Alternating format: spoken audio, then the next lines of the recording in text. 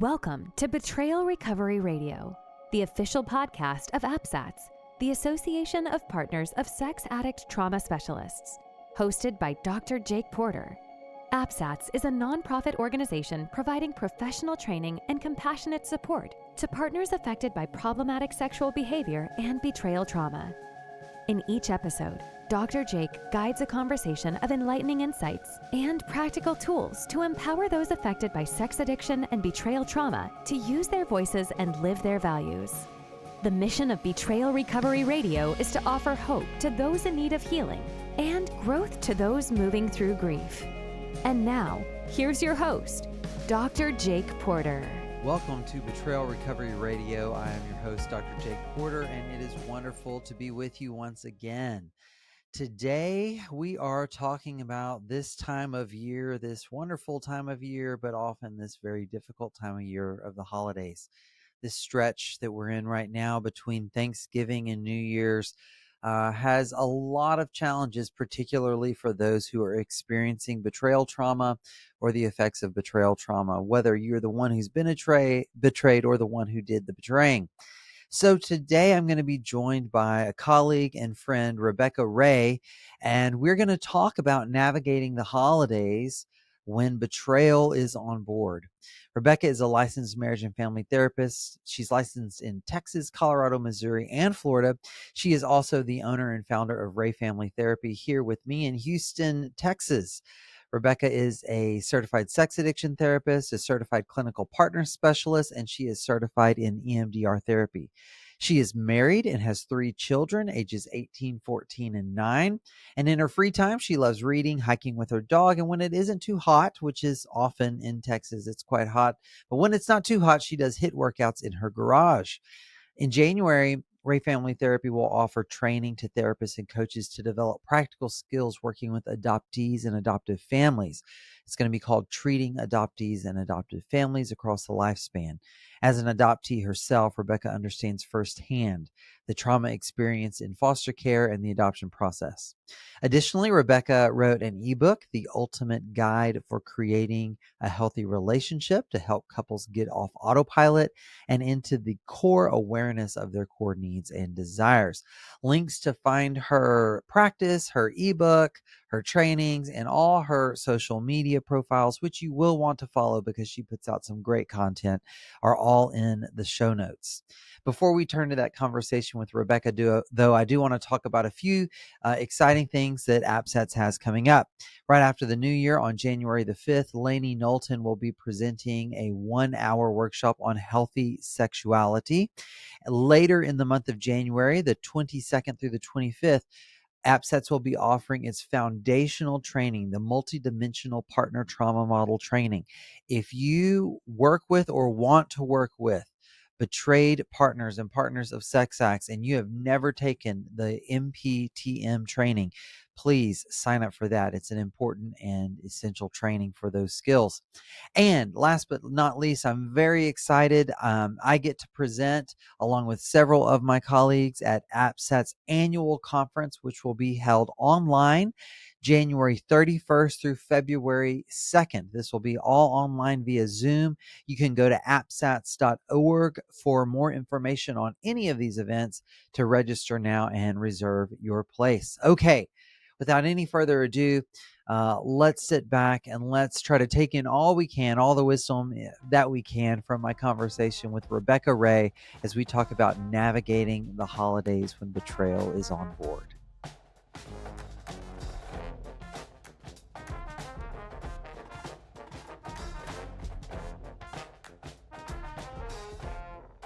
Rebecca, welcome to Betrayal Recovery Radio. I am so happy to have you. Thank you, Yes. Jake. I'm happy to be here. Yes, I have been looking forward to our conversation for a lot of reasons. First of all, I'm just happy to have you on because I think more people need to know you because you're Oh, amazing. You are. thank you, Jake. Yeah.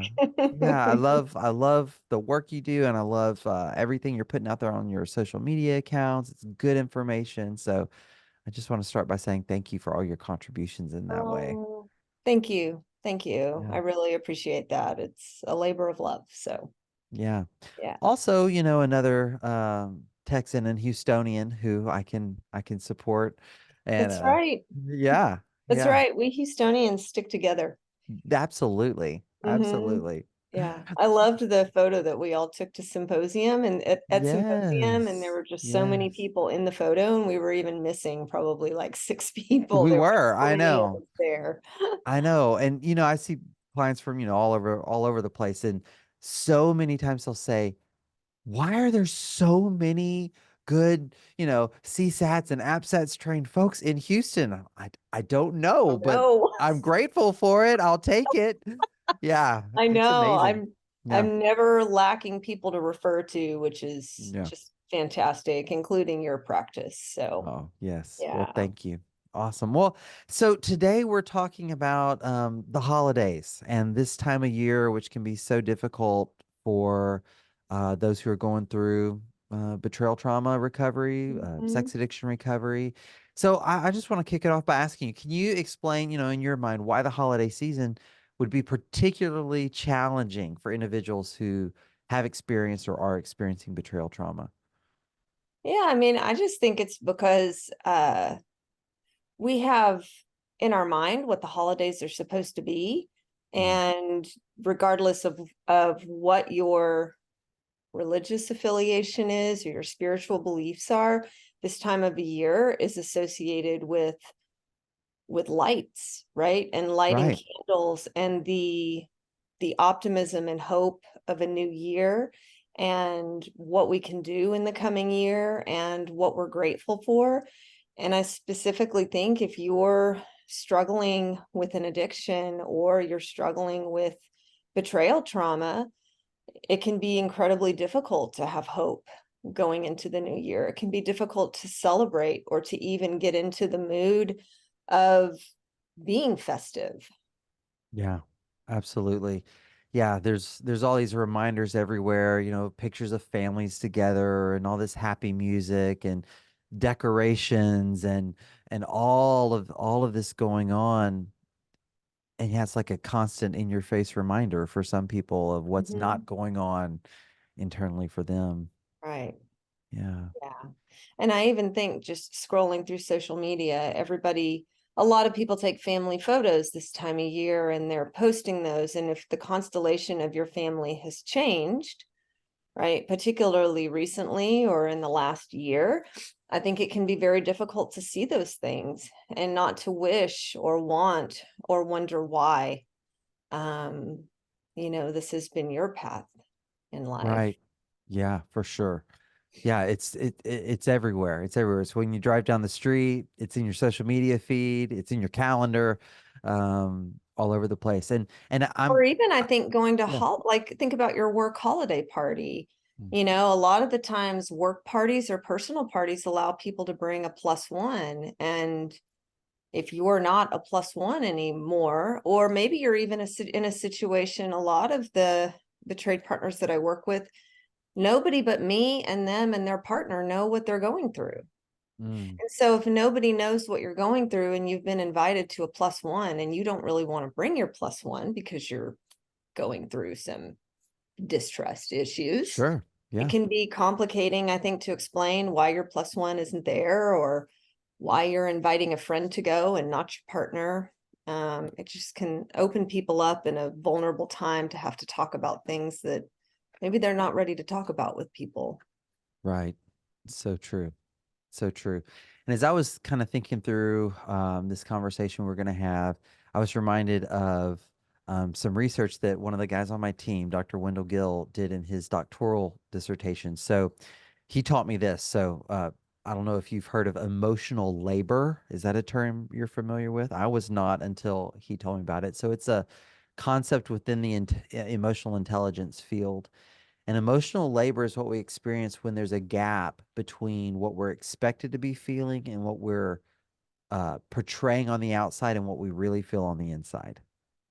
That that gap, that distance, and that's what I was thinking about is all the different places, that work holiday party, but also the family parties. One of the things that um, biggest struggles that I hear from betrayed partners is, I'm trying to shield my kids from this. I'm trying to shield our parents from knowing all the details, but I feel like so fake at the same time, Mhm. right? Yeah, it's like you've got to put the smile on and go and pretend like everything is okay when inside you're completely falling apart and crumbling and just brokenhearted. Yeah. So what are some strategies that we can offer folks, maybe in let's break it down because that's so broad. Mhm. Let's start with just some of the common emotional triggers that are out there, and what betrayed partners could do to prepare for those. Yeah, I certainly think, I mean, triggers for any time of the year, but I think that can be particularly challenging this time of year. Loneliness, Yeah. isolation, just the disbelief, anger, and fear about what has happened. Um, and when those feelings come up, I think it can be very difficult to engage in your day-to-day life, whether that's connecting with your kids, connecting with your family, um, focusing and doing whatever it is that you need to do at work, I think can Mm. be very challenging for people. Yeah, for sure. And so let's create a scenario here. So here's a betrayed partner, and he or she is opening their email, and okay, there it is again, another invitation, another party coming up, another situation, particularly where um they're going to feel like they have to protect the one who hurt them. Mhm. They're going to feel like they can't be authentic. They're doing that for their own sake, but also the other. There's all kinds of turmoil in that. What are some practical things that this person could do, even in that initial moment? What comes up for you as you think through that? I think take a deep breath, Yeah, right? And offer yourself some self-compassion for absolutely. what you're having to do and the burden that you're having to carry for your family. And then really like what do I want to say? I guess deciding what is really worth putting your time and like you said your emotional labor into, right? Yeah. It's like I guess maybe looking at each of these holiday events and thinking how important is it that we're there? How important is this for the kids? How is important is this for me or my partner? How important is this for our work, right? Like so some companies it may be really important that you're going to different things, whereas others it may not be so important. So maybe setting some boundaries on the events that you do go to just to protect the amount of emotional labor that you have to put in to these events. Does that make Okay. sense? It does. It's so good, and it's so good. I want to break it down. I was making a little list of all the nuggets in there, all the elements I heard. So the first one was just the deep breath, which I think is so um simple, but it really is a powerful thing to do, right? Like Yeah. and I'm always telling my clients, pair that deep breath with relaxing those muscles, especially Mhm. all the way down where the vagus nerve terminates down in your core, and trying to shift your body into that relaxed state. It's amazing how that can affect our mind. So that's totally agree. Is that as a good place to start? But then you talked about self-compassion, Mhm. pairing that with some self-compassion. Um, how do you coach clients to actually execute self-compassion? Yeah, I think that can be tricky because so many of us have the shame reel going on inside of our head. And particularly if you've been betrayed, there are questions about whether you're enough or Mm, what's wrong with you. Why are they picking this other person or these other behaviors yeah. versus engaging with you? And so I think for I think for as far as like the self-compassion goes, it's like you have to get out of that shame cycle in your head and that reel of I'm not good enough, right? Or there's something wrong with me and being compassionate and that I'm human and I'm going through something really hard right now Yes. and I'm not alone. Yes. Yeah. Yeah. We're so similar. Rebecca. That's why we get along so well. I mean, yeah, that's right. This is hard, right? This is a hard thing, and I'm not alone. There are others doing this hard thing too. And interestingly, that is what when Wendell did his doctoral research on emotional labor, and he was studying what actually brings some relief, and I think in his he actually uses the scenario in his dissertation of being at a company party or an event where you don't really want to be there, or you've really got other hard stuff going on and you're having to put on the face. He said if there's one other person present who knows, who knows what's really going on for you, just the knowledge of that one other person who knows um, can decrease the intensity of the burden. I just think that's so powerful. That is powerful, and it makes sense. And so it makes sense why being in a betrayal trauma recovery group can be so helpful all year, but particularly this time of year, right? Yeah, To be somewhere where other people have experienced the same thing and know what is going on with you. It's right, extremely powerful. We're human. We're designed to live and be in connection with other people. And addiction, particularly sex addiction, is incredibly isolating for both the betrayed partner and the person who's been acting out, because all of those behaviors are done in secret. right, right. Yeah. So good. Okay, so also going back to that answer where you had so many nuggets. So we talked about the deep breath. We talked about the self compassion. You also you framed it in bringing up the question of like how important is this event, right? So what I'm hearing is, it's a question of values. Like, Mm-hmm.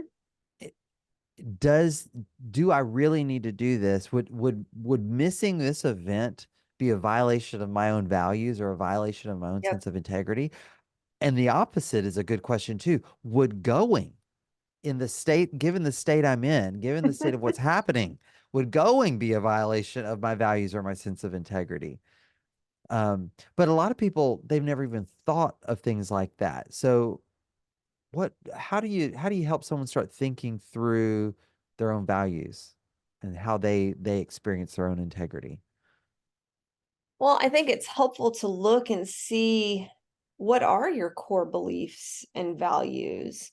A lot of the times I like to have my clients look through that. It's the master skills and the master habits list that Patrick Carnes developed. I think can be Mm-hmm. really helpful in allowing people to kind of see how they spend their time and what's important to them.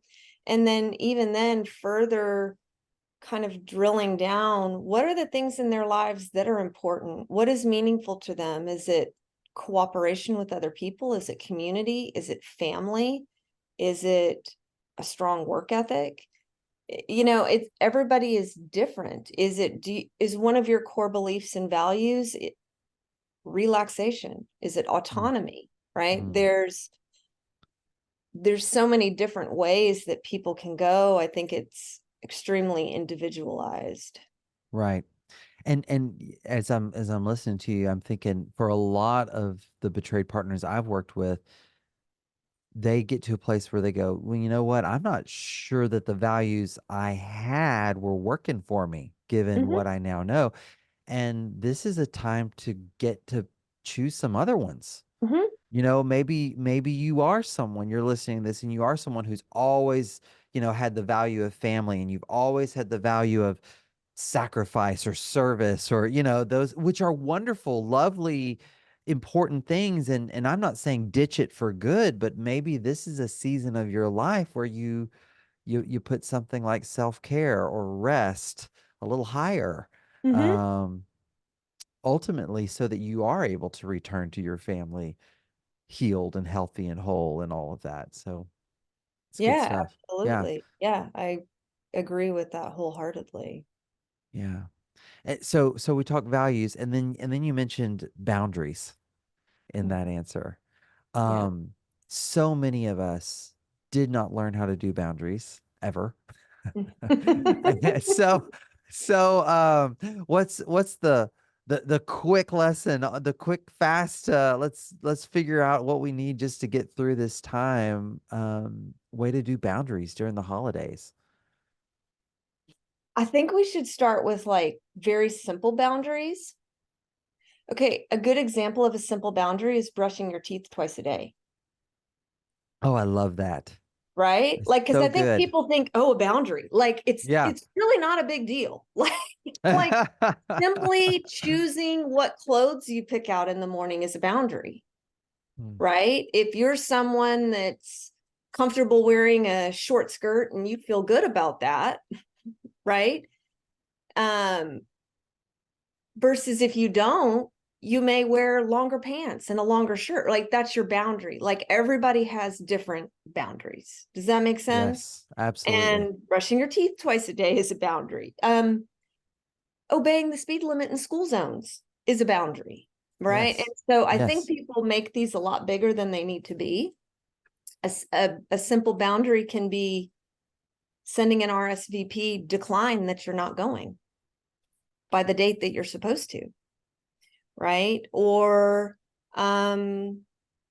for example, if your partner struggles with maybe multiple addictions, and one of those is alcohol, is that we're not going to take wine to the party, or we're not going to go to parties where alcohol is served, right? Or Yeah. we're not going to go to a party where maybe someone that my partner acted out with, or like if they acted out at work, we're not going to go to the work party together. We're going to agree together as a couple that we not go, right? That's a boundary.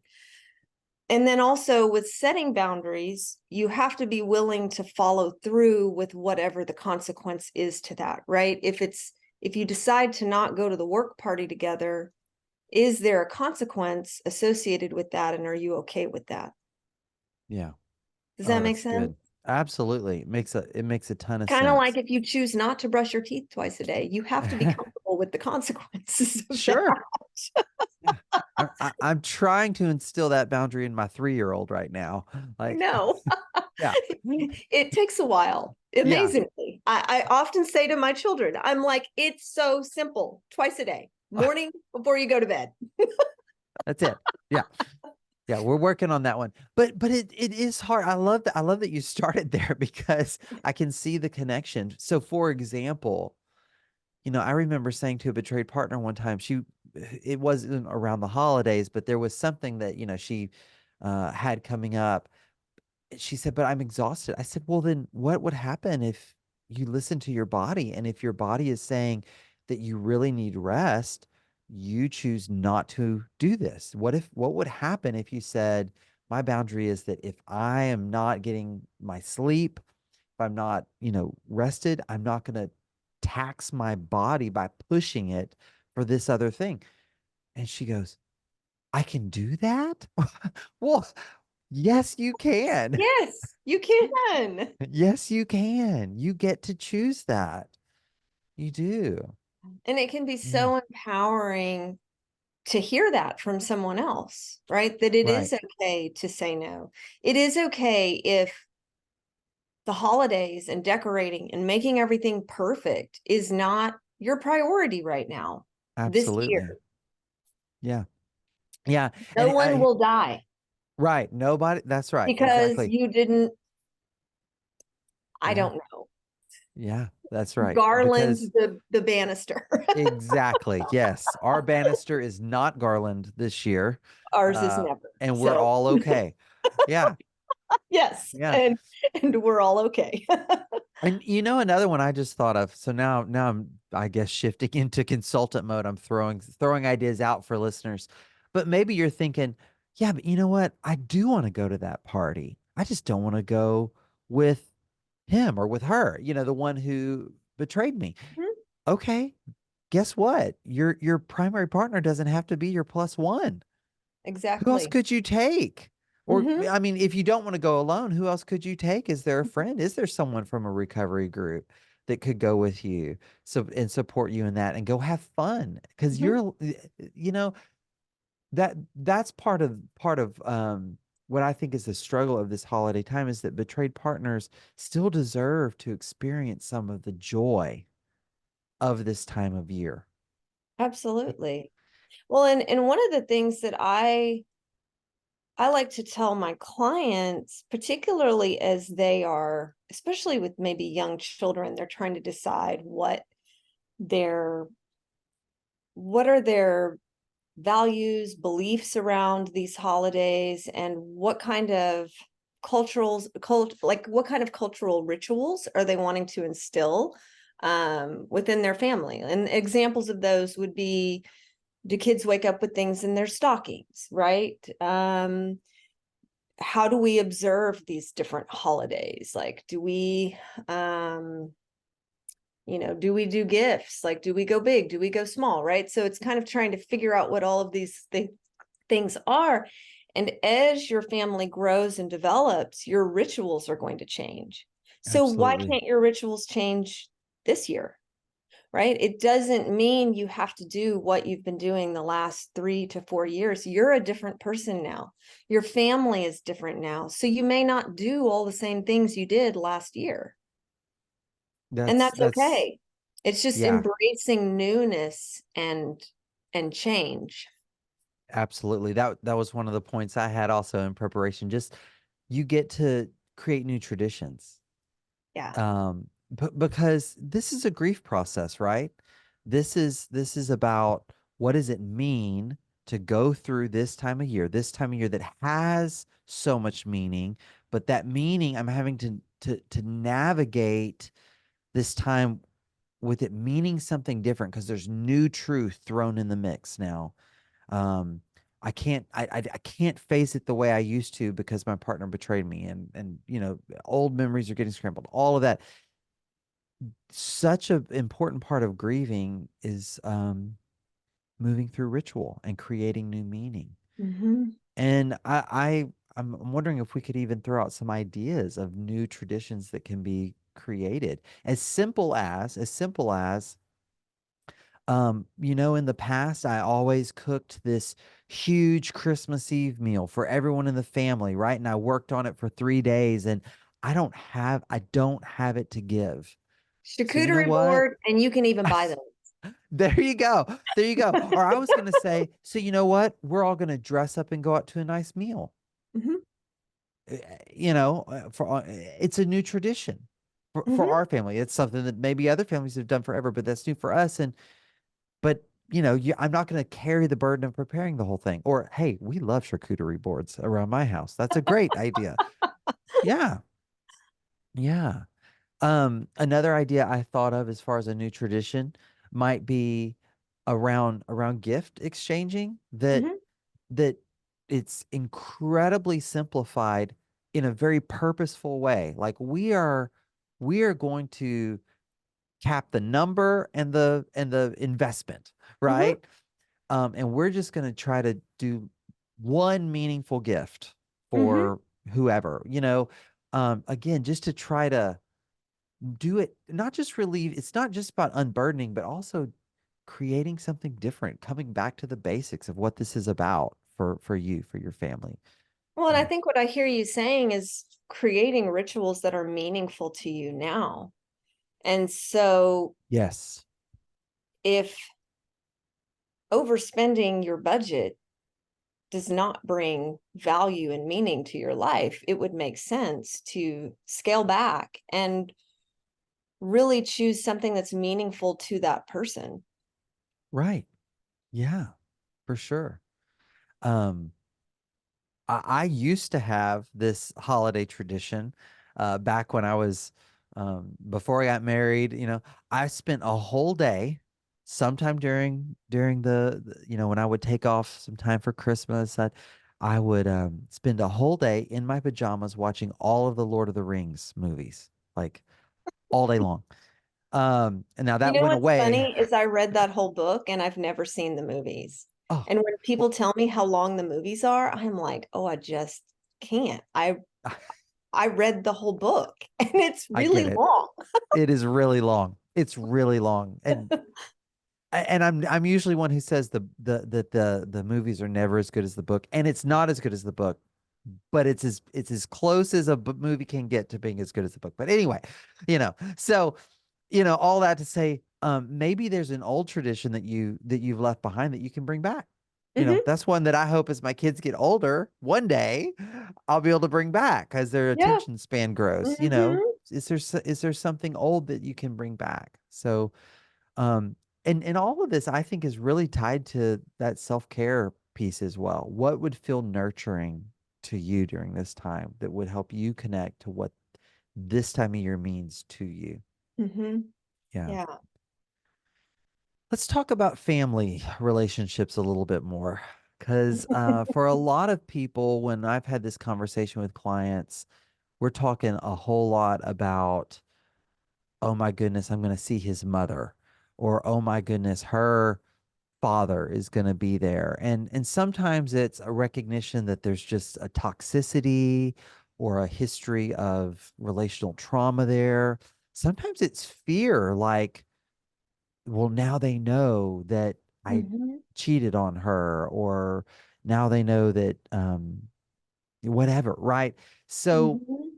I'm wondering, what are some ways that people can set those boundaries with folks, the boundaries that don't have to be all or nothing, right? What are some even internal boundaries that we don't even necessarily articulate or speak aloud, to help with these more sticky, painful, sometimes complex family relationships that we have to face? Yeah, I think we can go back to one of the things that you said is figuring out who is one safe person there. Mm. And it may not even be someone that knows everything that's going on, but maybe your sister-in-law Susie has always been, regardless of what your in-laws do, maybe she's the one bright shining star in the family that has always been supportive and friendly and kind to you, right? So to keep her in your mind and to make sure Mm. that you connect with her at some point. And then another question that I have for people when they tell me that they're going to these toxic family situations is, do you have to go? Well, yes, we have to go. Okay. Do you want to go? No. Okay, well then why do you have to go? Okay, sometimes there are really compelling reasons as to why they have to go. Sometimes it's like, well, because that's what we've always done. Okay, well, maybe we can refine that and change that, and maybe you don't have to go. Or maybe you can change that we go on Christmas Eve for 2 hours and then we go Right. home, or we take separate cars. And if I'm feeling fatigued and like I have emotionally labored enough and I decide that I want to go home before my partner, I have the choice to do that. Yes. That makes That's sense? that is a great suggestion. I love that suggestion.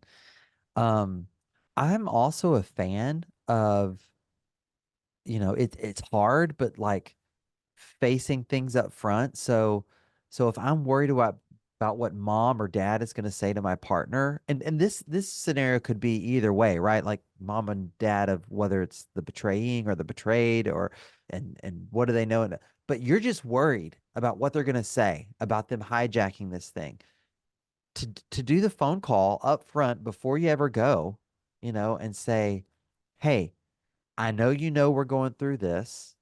We're planning on coming, but we don't want this to be the subject of conversation," Hmm. right? That's a And great boundary. right, and so if you feel the need to bring this up, please know that we will probably excuse ourselves. Hmm. Is that okay with you? Right? Like, are you on board? Like, communicating that ahead of time. And I'll say this as well. If you are the um, partner who committed the betrayal, I would just strongly encourage you to be the one to step up and articulate those boundaries. I was going to say, make that call. Yeah, Don't make your partner call your parents and tell them that. absolutely. Absolutely. Be the one who steps up and, as a part of your living amends that you're trying to make, as a part of your, taking ownership and accountability for the consequences of your behaviors, Hmm. make the call. It Yep. won't kill you, right? Like we were saying earlier, that this was not going to kill you. Yeah. Yeah. And it can actually be really meaningful to do that. Absolutely. Absolutely. Yeah. the best case scenario, you're going to have people supporting you in a way that you need. Worst case scenario, you leave the party early. Right. Right. Excellent. Very good. Um, let me see what else I had on my little list here. My Okay. fun little list. Um, let's see. Oh, okay. So this is one that I've had people look at me like I've got a third eye or something like that. So I mentioned how, having that one person, right, who knows what you're going through can really bring a sense of relief. Well, also, it's possible for that one person to be the one who betrayed you.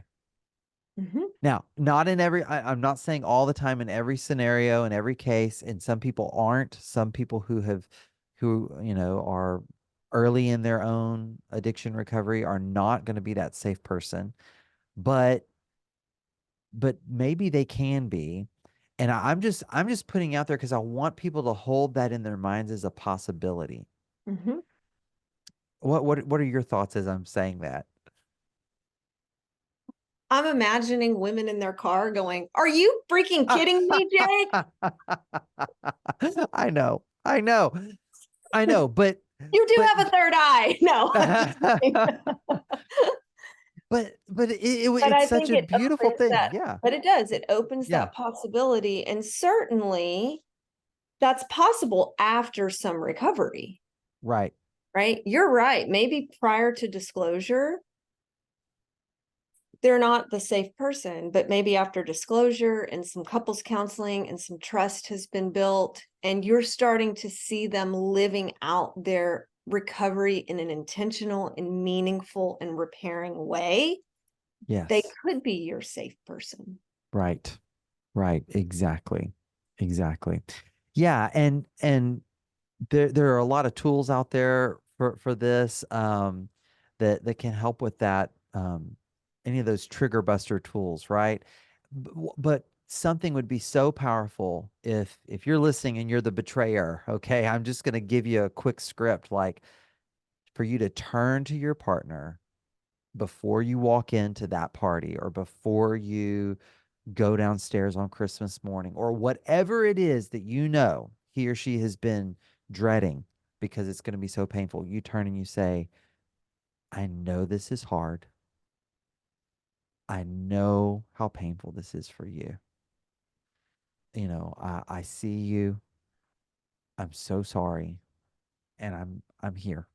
I'd rather be with you in your pain than not with you at all. Thanks for walking down these stairs with me. Thanks for letting me go into this party with you or whatever it is. That's it. That just an acknowledgement, just a reminder, because here's what's going to happen. If you don't say anything, your partner's going to think he's forgotten. She's forgotten, right? They don't. Doesn't care, doesn't understand how much I hurt. Like Yep. they're not trying hard enough. They're not engaged in their recovery. The more you are communicating what is happening with you emotionally or recovery wise, that helps build trust with your partner, right? They're not Yes. there to judge you and to go, well, they want to support you. They're there because they want to see you get better. And so the more that you're sharing from that recovery journey, right, the more that's going to build trust. Yes. And the more you're sharing your understanding of their pain, right, that is going to help build trust. And they will Absolutely. feel seen and understood. And these women have spent years not being seen, valued, or understood. Can be men Right. too, as well. I don't want Absolutely. to leave that out. But the more that, like you said, the person who's done the betraying shares those things, they feel seen. And that is healing on the inside, at our Yeah. deepest core, to be seen. Think about your 3-year-old, Mm. right? All she wants is for you to see her. So true. Look, Daddy, look. Put your phone Mm-hmm. down, Daddy. Look at me Mm-hmm. without holding your phone. She said that Yes. to me the other day. I was like, oh, I oh, know. oh, you got me. You got me. Mm-hmm. But you're so right. And Rebecca, hearing you say that, because you're right, it can be men or women, but I think it's important to acknowledge that just culturally, for most of us, the burden to make these family oriented times of Falls on. year Yeah. actually happen. Fall That's on right, women. Mm-hmm. falls on the women more often than not. Maybe that's another, whether it's a boundary set by the betrayed partner or something that could be offered by the one who committed the betrayal to say, let me take on more, let Mm-hmm. me give me half the shopping list, Mm-hmm. let me do the grocery store run, instead of you doing, you know, turkey and dressing, let me grill steaks this year. It will be Mm-hmm. different, but that's something I can do. Whatever it is, um, could be really meaningful and helpful. Yeah. Yeah, and if you think about it, if you have kids, that's a really good example to give to the kids, right? That mom and dad both Yes. participate equally Yes. in providing these experiences for the family. Right. Mm. Right. Right. So good. So good. Well, Rebecca, any last minute thoughts or tips that you would have, and also just want to ask you to share just a word of encouragement to listeners who maybe they've been following along our conversation. They're going, this is helpful, and I'm still scared to death, and I'm still hurting like crazy as I think about this. Yeah. One of the things that's kind of come up for me is just thinking about, instead of toxic positivity, right, which just feels very invalidating and hurtful, think of this as tragic optimism, which is a term um, Mm. uh, that came from Viktor Frankl, right, who survived the Holocaust, right? And if you're going through something incredibly painful, and acknowledging that hurt, pain, and tragedy, and just continue to remind yourself that you're not alone, and to tap into the people that you can trust, the people who are safe. And when you feel lonely, know that that is just a feeling, Mm. right? It doesn't mean Yeah. that you're lonely. It doesn't Yeah. mean that you're alone, right? Yeah. You're just Yeah. feeling that way in that moment. And whatever you're feeling is going to change. That's right. And That sleep is may right. be really hard right now, but do whatever you need to do to try to get some sleep, because you're going to feel better. If that Absolutely. means you have to sleep in a separate bedroom, or you need to talk to a doctor about a sleep aid, or maybe you need to practice a sleep hygiene routine to help yourself relax. Um, do whatever it is you need to do to get the rest that you need to That's be able so to good. live life, and to set Yeah. those boundaries, right? Because when we're fatigued, how do we make decisions? It's like, I hate it when my kids come at 10 o'clock at night and ask me something that I'm like, ooh, I'm not sure. Don't I will answer that at 9 o'clock tomorrow morning, when I have all my faculties and decision-making capabilities on board. Yes, yes, for sure. Yeah, that's so good. And I wanna just say amen to that. Before we hit record, we were talking about sleep, Mm-hmm. and the importance of sleep for us personally. And that's Mm-hmm. just something I've been learning this year. And so how our brains can't even heal. Like Mm-mm. we're not in a place of healing without sleep, and I know it's so elusive to so many betrayed partners, but I love that priority. Give yourself the gift of sleep this holiday Mm-hmm. season, whatever it takes. Yeah. Yeah. Well, Rebecca, thank you. You are a light of hope. Thank you for the work Oh, you do. Thank you for your time today. Um, we're thank we're you, gonna Jake. put all your links in the show notes, so listeners, you can find her, follow her on social media. She puts out so much good stuff. Mm, Thank you again, Rebecca. We appreciate yeah. you and you being a part of the APSATS community. Thank you, Jake. I greatly appreciate you. And I'm thankful that you're doing this every week to get this information out to people who so desperately need it. Mm. And you too are a light No, thank you. My joy and and honor. an inspiration to so many people. Oh, So thank you. keep on the keeping on. All right. Well, happy Hanukkah to you, my friend. Thank you. And Merry Christmas to you. Thank you. Take care. Thank you so much for tuning in to this episode of Betrayal Recovery Radio, hosted by Dr. Jake Porter. If you value the content we've shared today, please feel free to rate, subscribe, and leave a review. This helps others find the show, and we greatly appreciate it. For more resources, visit APSATS.org. That's APSATS.org.